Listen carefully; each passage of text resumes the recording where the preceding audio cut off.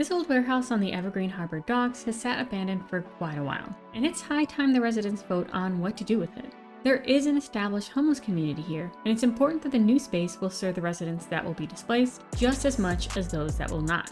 There are 3 renovation plans for this lot that are on the ballot, and each focus on different areas of community-based support, which I think we're all in need of more of right now. So it's going to be difficult to pick just one. Let's jump into the speed build and I'll show you each of these options for the community space.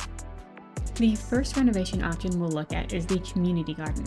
Since converting this space would end up displacing the homeless individuals who were already using this lot, I wanted to make sure one of the options really centered around them and provided housing. That's what this community garden will do. So the second floor will have a bunch of rooms which will serve as temporary housing while they wait to get into more permanent accommodations. I'm imagining this will pair well with the tiny home homeless community I built in Del Sol Valley. I'll link that speed build at the end of the video in case you want to check out that after this one. The rooms are small and simple, but they're still nice. There's also a shared bathroom and living space for the residents. I made sure to put the toilet in its own room, so if someone needs to use it, they won't be kicking everybody out of the bathroom. I also used a pair of the snowy escape showers, which again, people should be able to use around each other without getting embarrassed or kicking people out. They also have a laundry room that leads out onto a rooftop balcony where there's a clothesline, grill, and seating area. We have 3 builds to get through, so I'm not going to show everything being built, just enough of the main areas so you get the gist of them. I will show everything off in its final glory in the tour at the end, so stick around for that. I had over 31 hours of footage to cut down, so we simply do not have time to watch every detail.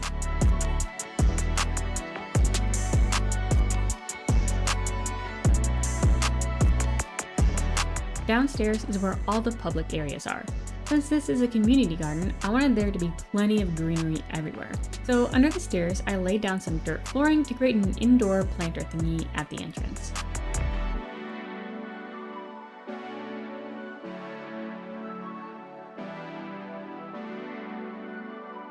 The room on the far right that's attached to the main building is where the soup kitchen is going to be. We'll need an actual kitchen for that, so that's what's going in the long skinny room that I built on the right side of this main room. It's quite long and skinny, which wouldn't be ideal in real life, but I didn't want to change the shape of the shell a whole bunch, so it is what it is. Although it's a bit cramped, I was able to fit everything we need in here.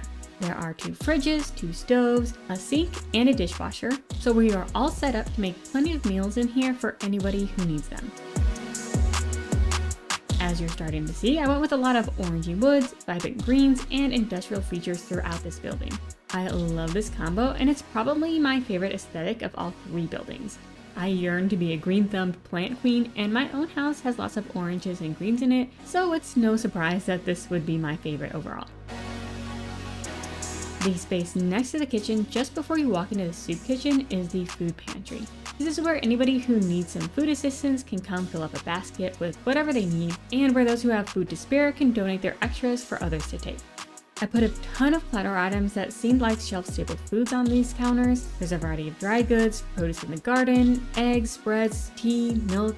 I know the milk's a bit weird, but I didn't want to put a whole fridge out here. We can just pretend that those get set out at specific times, or they're evaporated milk or something.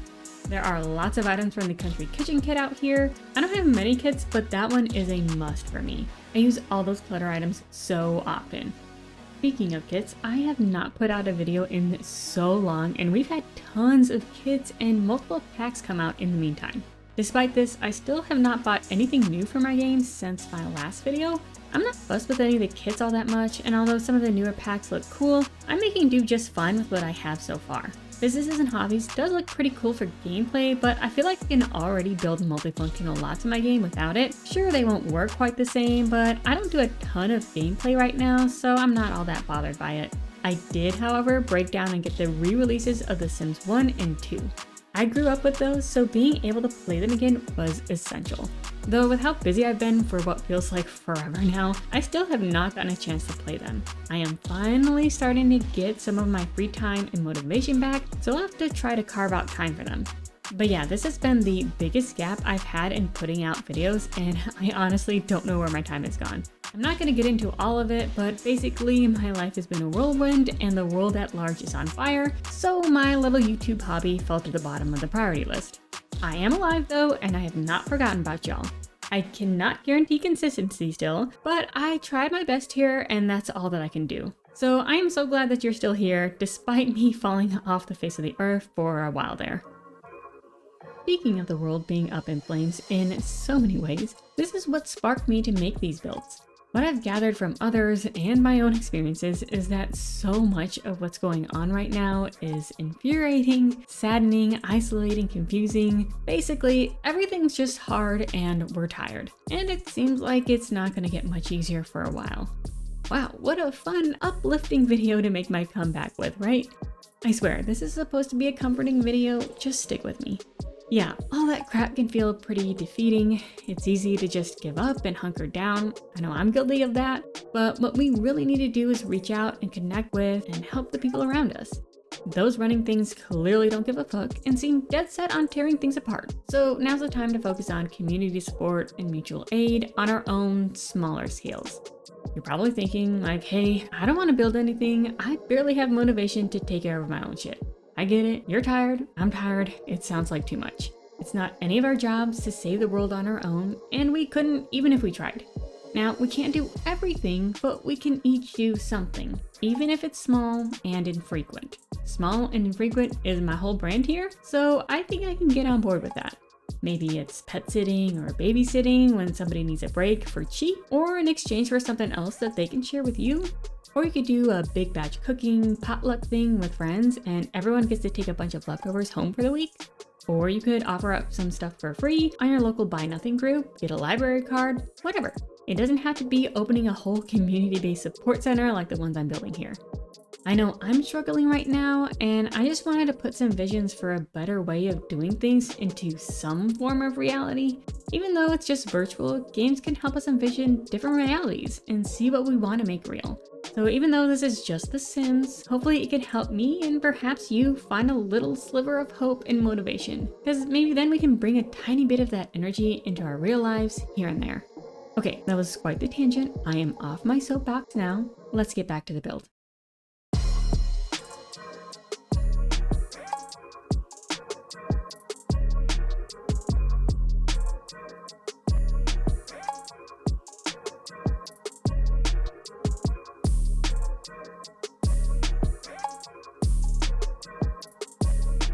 The room you saw with all the windows and specimen tanks is an eco classroom. That's where kids can go to learn about plants and animals, and adults can go to learn about gardening and environmental career skills.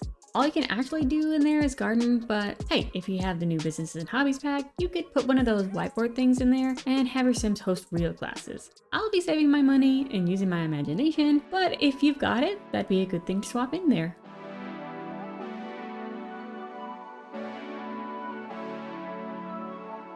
For the exterior of the building, I went with big walls full of greenery, plenty of reclaimed wood paneling everywhere, and some grass and wind turbines on the roofs.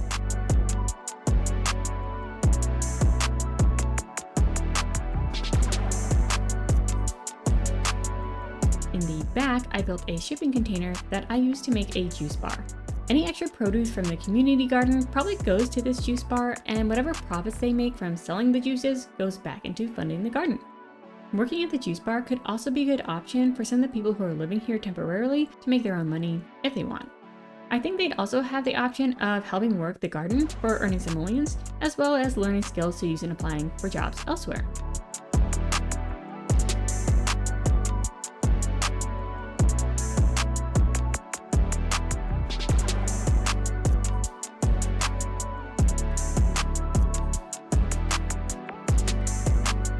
In between the juice bar and outdoor seating for the soup kitchen are some of those self-watering planters from Eco Lifestyle. Off camera, I filled these up with a bunch of different fruits and vegetables. Then, to the left of the juice bar is a sunken garden area. In it, I put a chicken coop and those in-ground garden beds from Cottage Living. There's also individual garden pots and vertical planters sprinkled around the lot. So there's going to be tons of food for your Sims to harvest here. Alright, those are all the main areas of the community garden. Let's go ahead and jump over to the next building option people can vote for, the marketplace. My vision for this version of the lot was to make it a sort of job center meets small business marketplace. What I'm building upstairs right now is a mini public library. The selection is probably pretty focused on skill building books for learning new things to advance or change your career. There's also a big rooftop balcony with tons of comfy seating. So if you'd rather do your work or studying outside, there's plenty of space to do so. You can already see that I went with lots of blues, whites, and light woods for this building, with pops of yellow here and there. It is much more sleek and modern than the garden was. I do still incorporate greenery though, mostly a lot of bamboo all over the place, which you'll see more of as we go. Overall very clean, calm vibes throughout this place.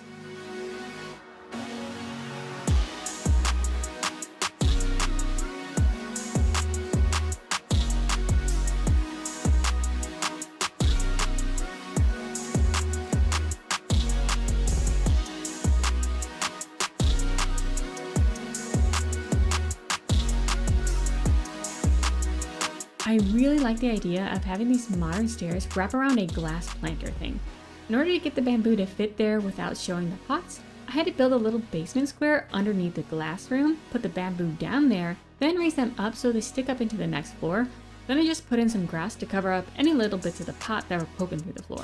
When you do this, the items that you raise up can appear abnormally dark, so be sure to put in some lights in the basement, then it should look like it has the proper lighting. Next to the library is a mini classroom. This is where I imagine they hold free job retraining and language classes. Again, I don't have business and hobbies, so this won't function as an actual classroom, but you can swap out that corkboard for a whiteboard if you do. My partner and I are in the process of trying to learn Japanese for an upcoming trip, and it is challenging. I would love it if we had language classes near us that we could go to. I find it's easier for me to learn at in-person classes than it is for me to learn online or at home on my own. I am also much more of a visual learner than an auditory learner, so I may know words when I can read them and have time to think about my response, but I'm gonna struggle understanding things when they're said to me. I already have a hard time understanding people when they talk to me in English. Thankfully, my spouse is super auditory and not much of a reader, so maybe we'll be able to balance each other out a little? Yeah, if any of you have learned Japanese and have good resources to share, definitely send them my way. The upstairs landing is like a co-working type space, basically just a bunch of computers for people to use and a sitting area. There's also 2 little bathrooms on each side of the space up here.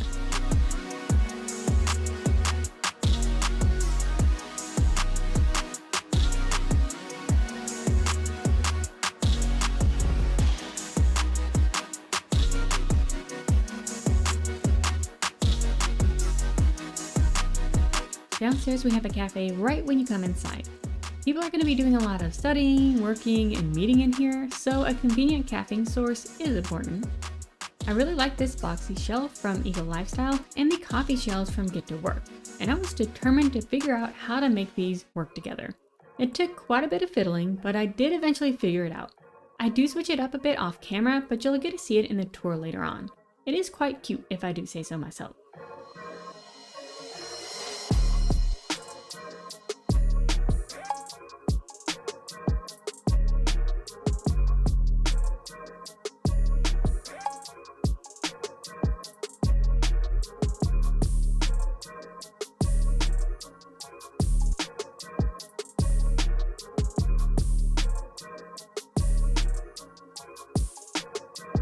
For this version of the lot, I did end up changing the shell a little bit at the front here, both because I didn't want the doors opening right into the eating area for the cafe, but also so that these 3 buildings don't look exactly the same, just in different colors. We have a lot of vertical lines, glass, and light woods on the exterior. Sleek, modern, calm, carrying that same sort of aesthetic from the interior to the outside.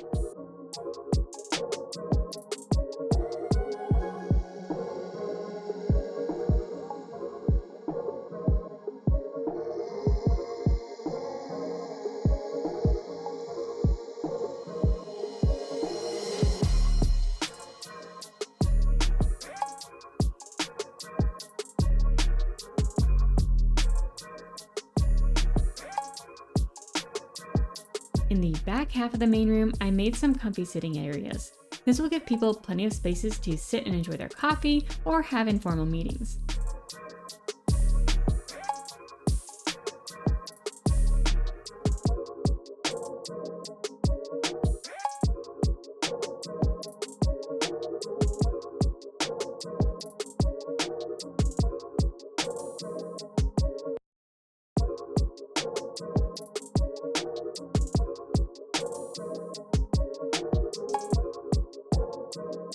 The room on the right is a clothing closet. Here, people can come to get free professional clothes they can wear to meetings and job interviews.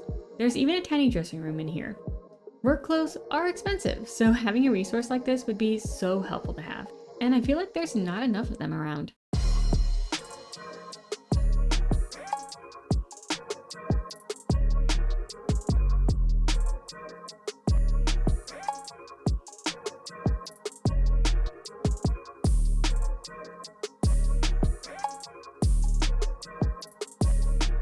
The big room on the left side of the building I made into a free daycare. Childcare is so incredibly expensive and hard to get into, so including free childcare was a top priority for this job-focused version of the community space. Having worked as a substitute teacher, nanny, and daycare worker, I am definitely not saying childcare workers need to be paid less. Caring for kids is an important and hard job, but people should be able to have their kids cared for without it costing their entire paycheck. So there's definitely things that we need to do to offset this as a society. Thankfully, in the world of Sims, there's plenty of free, accessible, high-quality childcare options offered 24/7. Gold star for The Sims.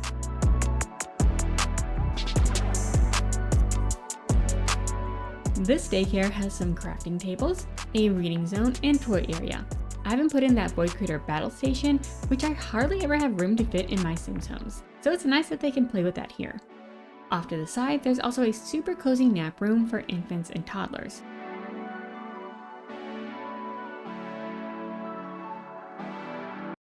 Blue and mountains is the theme in here, and you'll see some of that brought into the rest of the build too. I went with cream carpet since it'd be softer for the kids and keep things a bit quieter so as not to disturb the little ones napping or the adults working. They also get their own outdoor play area that we'll take a look at later on.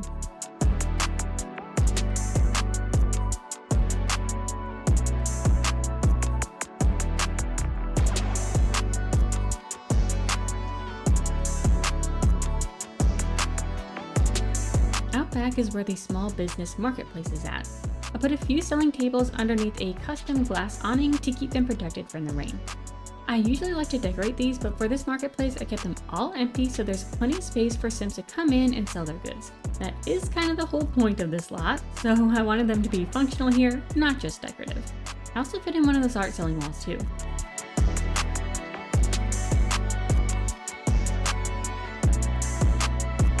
Surrounding the patio, I put built-in planters and lined them with lots of bamboo. This was definitely the simplest and quickest landscaping I did of all these lots.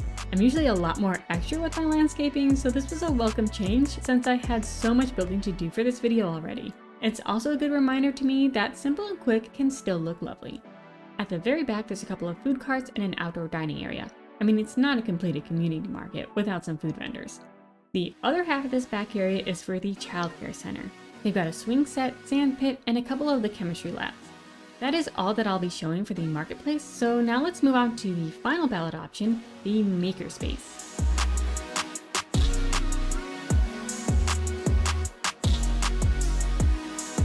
I again wanted the exterior of this building to look different from the other two versions, so I dragged around some of the walls and deleted others until I got a shape I liked. This is going to be the artsy building, so I wanted the shape to be more unique for this one. As for the colors, I went with mostly reds and creams. I also pulled on the industrial roots of this building again. To do this, I used a mix of Moschino and eco-lifestyle windows and doors, plus lots of metals and stone accents.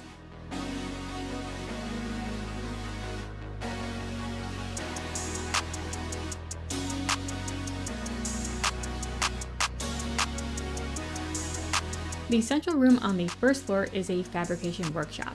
I fit 3 fabrication machines in here, which I'm hoping will be enough, though if you do need more, there's some space you can make in the woodworking area and other rooms.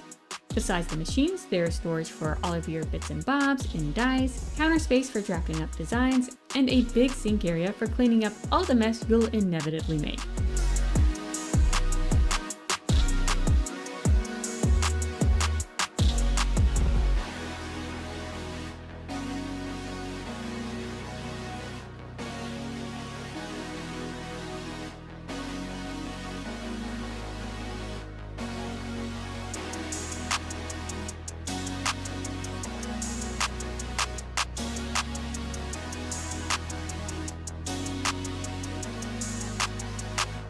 This open air room is another big workshop. This is where the recycling machines and woodworking benches are located. I envision that this workshop and all the others are open studios, so any local artists can come use this stuff and the public is welcome to walk through and see them work. I've been to a few places like this in real life, and it's neat to get to see the artists and craftspeople working and selling their pieces all in the same space. Speaking of selling, I set up a shelf on the wall with a bunch of woodworking pieces that are available for people to come buy, at least theoretically. Having access to shared studio space is really great, and again, there's just not enough places like this in real life. Thankfully, I can live vicariously through my Sims builds. The other areas that are downstairs, which you are not going to get to see until the tour at the end, are a fiber arts room and a photography studio. I tried to make sure every creative activity that you can have your Sims do, at least that I have access to in my packs, was included on this lot. If you get to the very end of this video though, and I missed something, please do let me know. The room you come into when you go upstairs is a large painting studio. There's finished and unfinished canvases strewn about all over the place up here, some of which I'd imagine are for sale. There's a collection of crafting tables for the kids, which are within convenient reach of the washing station, of course.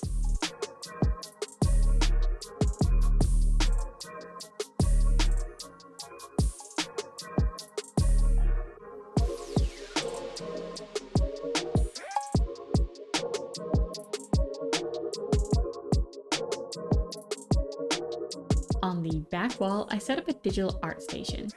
There's a nice big counter space with the digital sketch pads on it that I'm pretending can be hooked up to those TVs, which I am also pretending are computer monitors.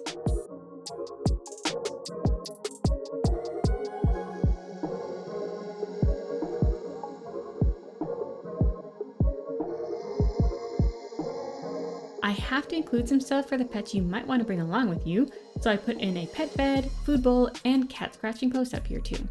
Paint and cats is a great combo, right? Surely nothing would go wrong with that.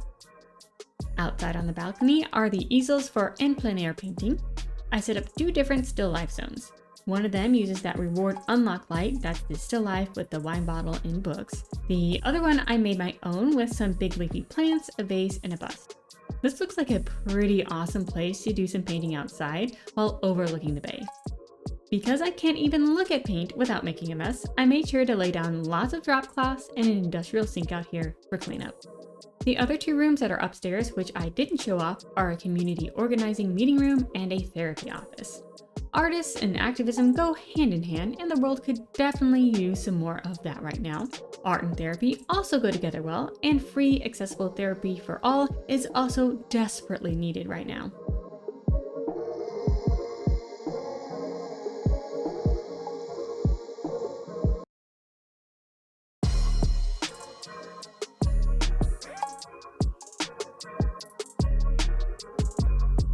Out back, I put a stage for local musicians to practice and put on concerts. Like I said, I wanted to include all the arts on this lot, so music gets a space too. To make sure that the equipment doesn't get damaged in inclement weather, I built an awning with the glass floor pieces from Island Living.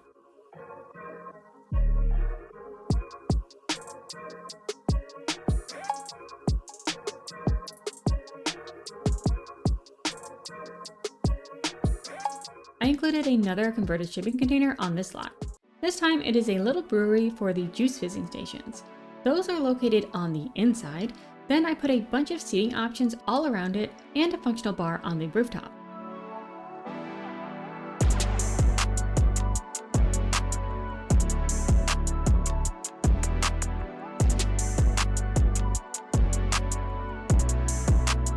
Sizing down those weird industrial things from Journey to Batu made for a great stand-in for a draft beer station.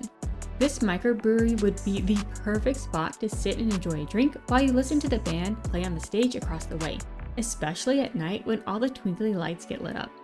I am not a beer person, but hanging out here on a warm summer evening does sound pretty nice.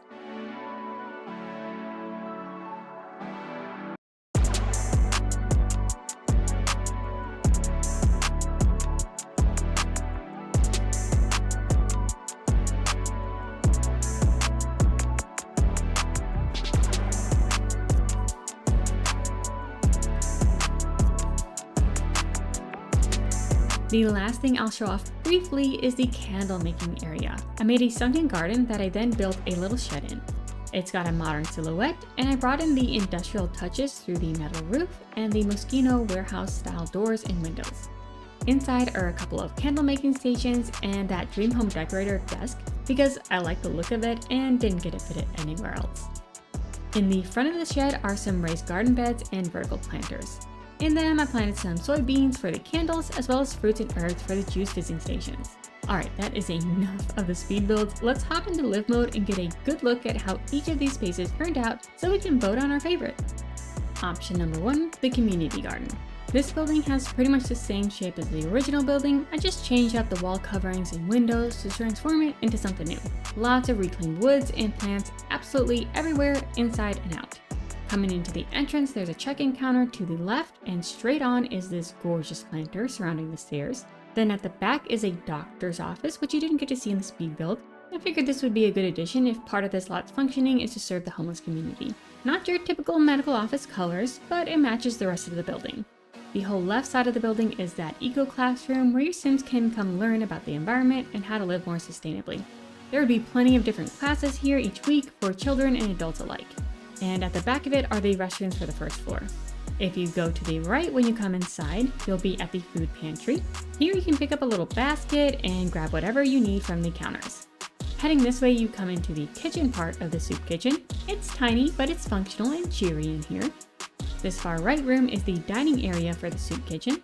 There is a buffet table, so you can actually serve up a bunch of food for everyone. You could even pretend that paying for that food is your Sim's way of donating to the soup kitchen if you want. The second floor is for all the housing insecure Sims to have a place to stay. There are 6 tiny rooms that are all basically the same, just with a few different decorations. There is a shared bathroom for all of them over here.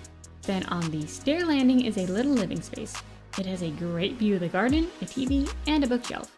Next to it is the laundry room. There are 2 washers in here. I didn't put any dryers since this is an environmentally conscious lot. Instead, they have a clothesline out on their rooftop patio.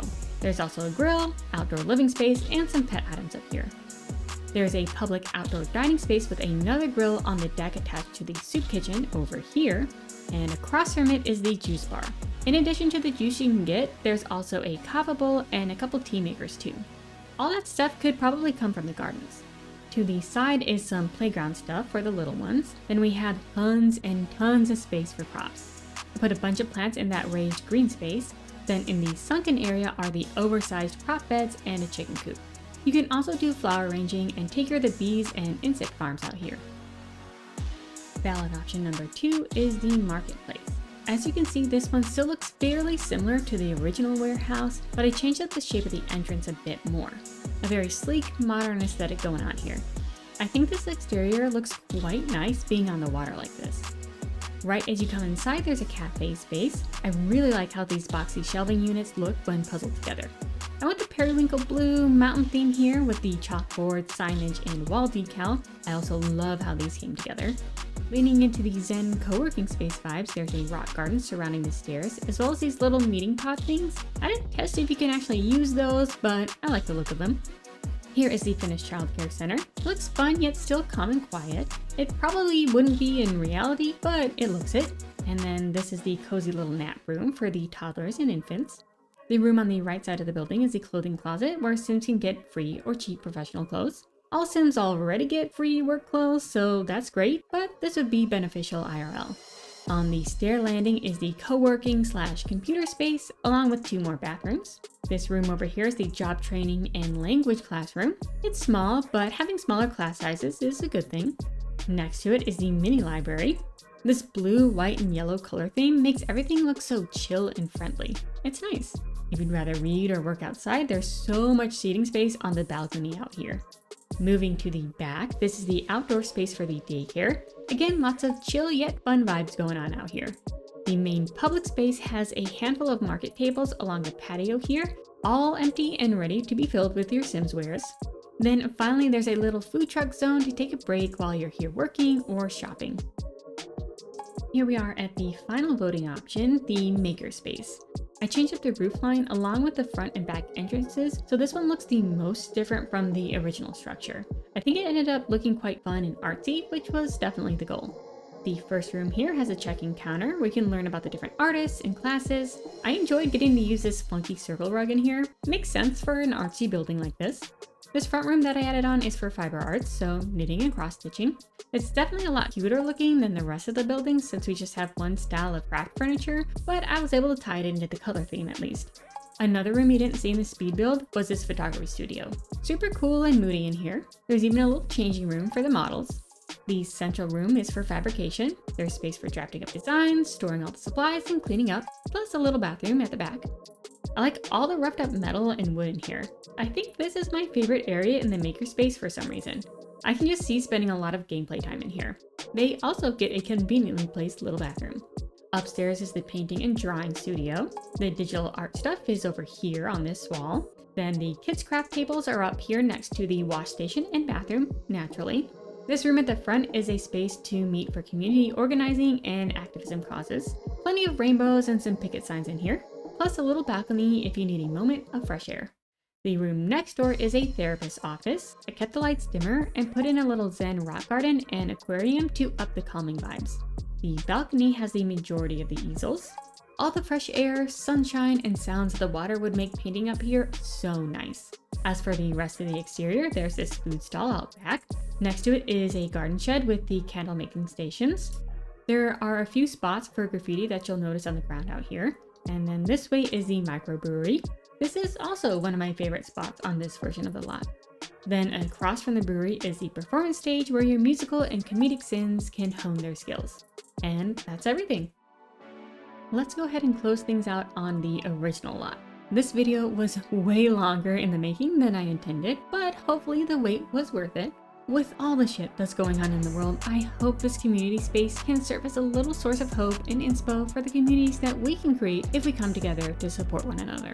I think we could all use some positive vibes right now, so if you know of any examples of mutual aid, large or small, that you'd like to share from real life, or things that you're doing to stay sane and find hope in The Sims or other places, please do share those with everyone in the comments.